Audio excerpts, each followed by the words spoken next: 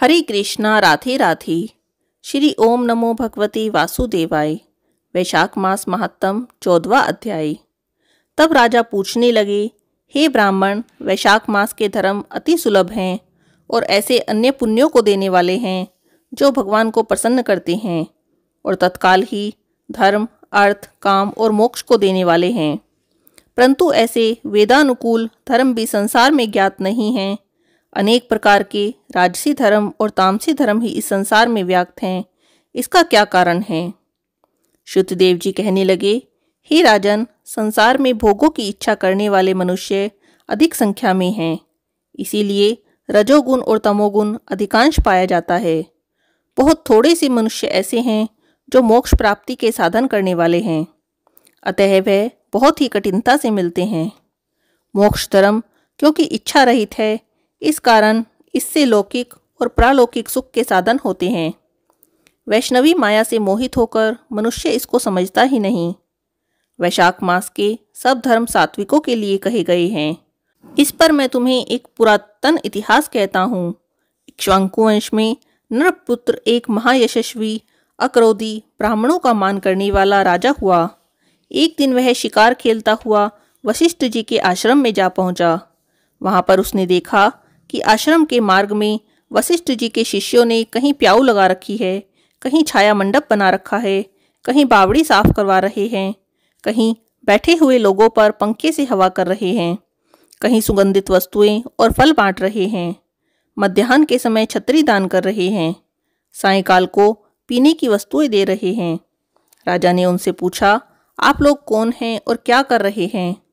उन्होंने उसको उत्तर दिया, हम महर्षि वशिष्ठ के शिष्य हैं और उन्हीं की आज्ञा से वैशाख मास के धर्मों को कर रहे हैं। राजा ने पूछा, इन धर्मों को करने से कौन से देवता प्रसन्न होते हैं और क्या फल मिलता है? तब वे सब कहने लगे, हे राजन, आप अपने गुरु की आज्ञा से यह सब कर रहे हैं, हमें बताने का अवकाश नहीं। आप हमारे गुरु जी से यह सब बातें पूछ लीजिए। शिष्यों की यह सब बातें सुनकर वह राजा संपूर्ण धर्म के तत्वों को जानने वाले श्री वशिष्ठ जी के आश्रम की तरफ चल दिया।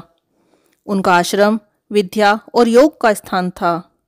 राजा को अपने आश्रम में आया देखकर ऋषि ने अत्यंत ही प्रसन्नचित्त होकर राजा का अतिथि सत्कार किया। राजा बड़ी प्रसन्नता और नम्रता से गुरुजी से पूछने लगा, हे गुरुजी, मैं आखेट से थककर आपके आश्रम की तरफ आया तो मैंने आपके शिष्यों को बहुत से धर्म कार्यों को करते हुए देखा।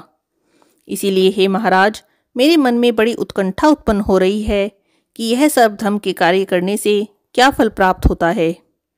वशिष्ठ जी कहने लगे, जो धर्मों को छोड़कर विषय आसक्त हो जाता है, वह यदि प्रातःकाल वैशाख मास का स्नान करे तो भी भगवान का प्रिय हो जाता है। जिसने धर्म के सब कार्य किए हों परंतु वैशाख का आदर न किया हो, वह भगवान से दूर ही रहता है। जिसने वैशाख मास बिना दान स्नान के खो दिया, वह इस कर्म से चांडाल योनि में जन्म लेता है। यदि कोई वैशाख मास में श्रद्धा से भगवान का थोड़ा सा भी पूजन करता है तो वह उसी से प्रसन्न हो जाते हैं। अधिक धन और अधिक परिश्रम वह नहीं देखते। वैशाख मास के धर्म अति सुगम हैं और भगवान को प्रसन्न करने के लिए उनमें श्रम भी थोड़ा करना पड़ता है और व्यय भी अधिक नहीं करना पड़ता। जो वैशाख मास के धर्मों को नहीं करता वह दंडनीय है। इस प्रकार ऋषि ने राजा को वैशाख धर्म समझाए। तब राजा सब धर्मों को सुनकर और यथोचित गुरु जी का पूजन करके अपने घर चला गया। घर पहुंचकर वह भी वैशाख मास के सभी धर्म करने लगा।